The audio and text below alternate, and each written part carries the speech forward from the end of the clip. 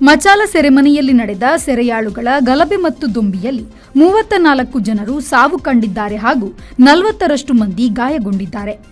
Ecuador ದೇಶದ L or ಪ್ರಾಂತ್ಯದ ಮಚಾಲ ಜೈಲಿನಲ್ಲಿ ಈ ರಹಸ್ಯಮಯ ದಂಗೆ ದೊಂಬಿಯದ್ದಿದೆ. ಭಾನುವಾರ ರಾತ್ರಿ 15 ಮಂದಿ ಜೈಲಿನ ಒಳಗೆ ನೇಣಿನಲ್ಲಿ ತೂಗಾಡಿ ಜೀವ ತೆತ್ತಿದ್ದಾರೆ. ಒಮ್ಮೆಗೆ 15 ಜನರು ಸೂಸೈಡ್ ಮಾಡಿಕೊಳ್ಳುವುದು ಸಾಧ್ಯವಿಲ್ಲ. ಇದು ಜೈಲಿನಲ್ಲಿರುವ ಯಾವುದೋ ಸಮಾಜ ವಿರೋಧ ತಂಡ ಮಾಡಿದ ಕುಕೃತ್ಯ.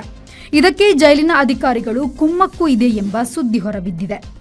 ನೇಣಿನಲ್ಲಿ ತೂಗಿದ 15ರಷ್ಟು ಹೆಣಗಳನ್ನು ಇಳಿಸುವುದರ ಒಳಗೆ ಜೈಲಿನಲ್ಲಿ 2 ಪಾತಕಿಗಳ ತಂಡಗಳು ಪರಸ್ಪರ ಹೊಡೆದಾಡಿಕೊಂಡಿದೆ. ಮಾದಕ ವಸ್ತು ಕಾರ್ಟೆಲ್ ಗುಂಪುಗಳು ಜೈಲು ಸೇರುವುದು, ಜೈಲಿನಲ್ಲಿ ಗಲಭೆ ಮಾಡುವುದು ಇಲ್ಲಿ ಆಗಾಗ ನಡೆಯುತ್ತಿರುತ್ತದೆ. ಮಧ್ಯ ಅಮೆರಿಕದ ಈ ಸುತ್ತಿನ ದೇಶಗಳಲ್ಲಿ ರಾಜಕೀಯ ಹರಾಕಿರಿಗಳು ಸಮಾಜದಿಂದ ಜೈಲಿನವರೆಗೂ ನಡೆಯುವುದರಿಂದ ಈ ಜೈಲು ದೊಂಬಿಯ ಹಿಂದಿನ ಕಾರಣ ಸ್ಪಷ್ಟಗೊಂಡಿಲ್ಲ. ಗಾಯಗೊಂಡವರಲ್ಲಿ ಜೈಲಿನ ಒಬ್ಬ ಅಧಿಕಾರಿ, 2 ಪೊಲೀಸರು ಸೇರಿರುವರೆಂದು ವರದಿಯಾಗಿದೆ. 2021ರಿಂದ ಈಕ್ವೆಡಾರ್ನಲ್ಲಿ ಜೈಲು ದೊಂಬಿಗಳಿಂದ 500 ಮಂದಿ ಹತರಾಗಿರುವುದಾಗಿ ತಿಳಿದುಬಂದಿದೆ.